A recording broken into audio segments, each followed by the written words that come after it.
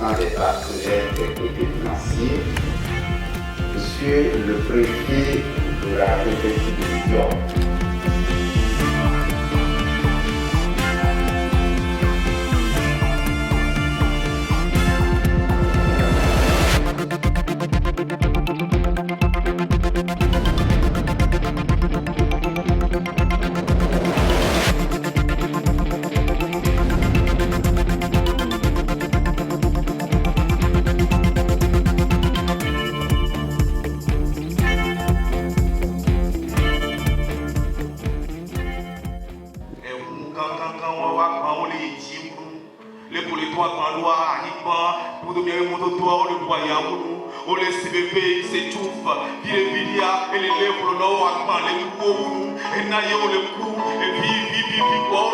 La voie qui mène vers le développement commence par le développement des voies. Alors il est important aujourd'hui que chacun prenne conscience de cela pour qu'on puisse préserver nos voies, préserver des vies pour le développement. Parce que moi, j'ai rêvé d'un pays nouveau, un pays beau avec des routes et des classes et des caniveaux, un pays sûrement construit avec nos impôts où écoliers et étudiants iront en cours en métro.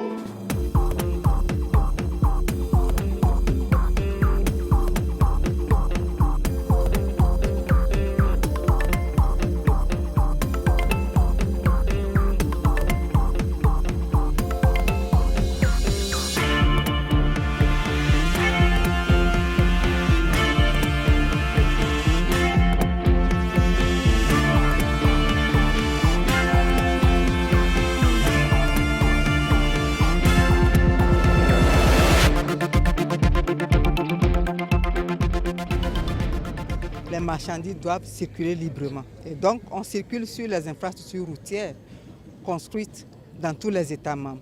Mais pour pouvoir préserver et sauvegarder ces investissements qui sont par ailleurs très lourds, il faudrait qu'on puisse, en relation avec les transporteurs, essayer de contrôler leurs charges, puisque, comme vous le savez, c'est plus les poids lourds qui endommagent de façon prématurée les infrastructures réalisées.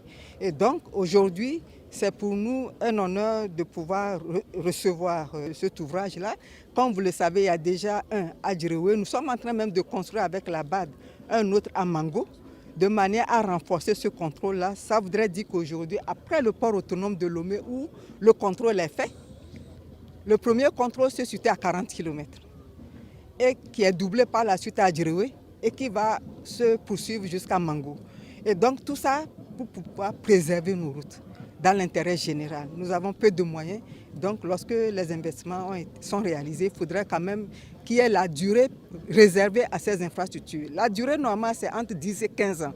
Mais aujourd'hui, à moins de 5 ans, les chaussées sont défoncées parce que les charges à l'essieu des véhicules, des poids lourds ne sont pas respectées par les transporteurs. Le premier message, c'est d'inviter les acteurs du transport routier de marchandises en particulier, à se mettre dans l'application de la réglementation. Les autorités, Madame le ministre l'a dit, investissent dans le patrimoine routier de l'UEMOA. Dans chaque État, nous voyons tous les efforts qui sont faits par les autorités pour construire les routes, pour réhabiliter. Mais tant que nous n'allons pas respecter les normes de surcharge, les normes de poids et de gabarit, nous allons détruire en quelques années seulement tous les investissements qui ont été réalisés.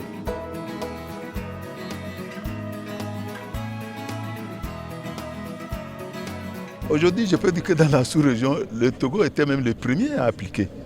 Il y a quelques remous, mais aujourd'hui, si on faut nous donner une note, ils sont à 75%. C'est la régularisation de la surcharge des camions. C'est vrai que l'objectif, c'est d'éradiquer définitivement les surcharges, mais ça va se faire progressivement. Ça va se faire progressivement et à travers les amendes et les régularisations pour les camions dont les charges à l'essieu sont mal réparties. Le dispositif qui a été mis en place, c'est que tous les camions qui quittent le port, qui sont déjà même pesés au port, passent par notre point d'arrivée ici. On bloque à l'arrivée, tous les camions vont passer par ici. Alors en arrivant, nous avons 3 voies d'accès où on a 3 pesées. En fonction du pesé qui est libre, le camion s'engage. Et quand le camion arrive, il rentre dans le poste de pesée que vous avez vu, qui est derrière moi, et il est pesé essieu par essieu.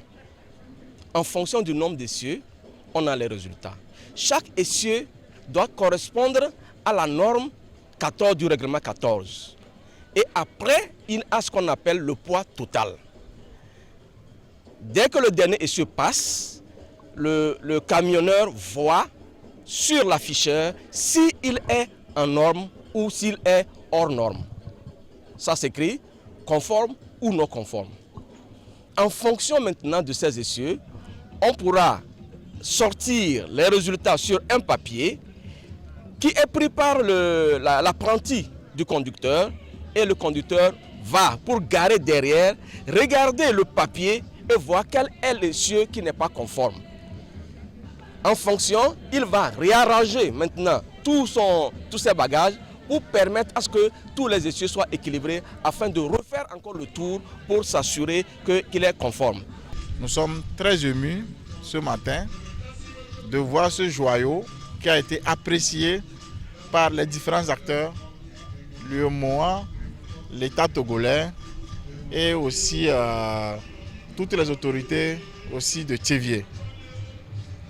C'est un honneur pour nous de voir ce joli ouvrage exécuté par nos soins. C'est un grand honneur et c'est l'occasion pour nous de remercier l'UEMOA qui nous a fait confiance, en nous confiant ce travail, de remercier aussi le gouvernement togolais qui a accepté aussi que ce travail puisse être réalisé aussi par nous, de remercier aussi le chef de l'État, surtout parce que c'est grâce à sa vision, c'est grâce à ces réformes qui ont permis nous de pouvoir aujourd'hui gagner ce projet et de l'exécuter. Donc très sincèrement, nous envoyons tous nos remerciements au chef de l'État, son Excellence Faure Sosoma Gnassingbé. Aujourd'hui, EBTP fait la fierté de l'État togolais à travers la sous-région, à travers les réalisations de projets dans différents pays de la sous-région. Donc je voudrais vraiment dire merci à tous ceux qui nous soutiennent et rassurer les uns et les autres sur les différents investissements que notre entreprise est en train de mettre pour hisser haut nos différentes prestations. Nous misons également sur le capital humain et donc nous ne lésinons pas sur les moyens dans le recrutement du personnel, dans la formation, dans la mise à niveau du personnel. Donc l'État togolais et la sous-région peut compter sur EBTP pour relever les grands défis. Et la construction de nos pays se fera par les entreprises locales que nous sommes. Et nous sommes prêts aujourd'hui à aller au-delà de nos frontières, au-delà de la sous-région, au-delà de l'Afrique pour réaliser des travaux. Et ce travail se fait continuellement tous les jours au niveau de l'équipe managériale de EBTP. Merci.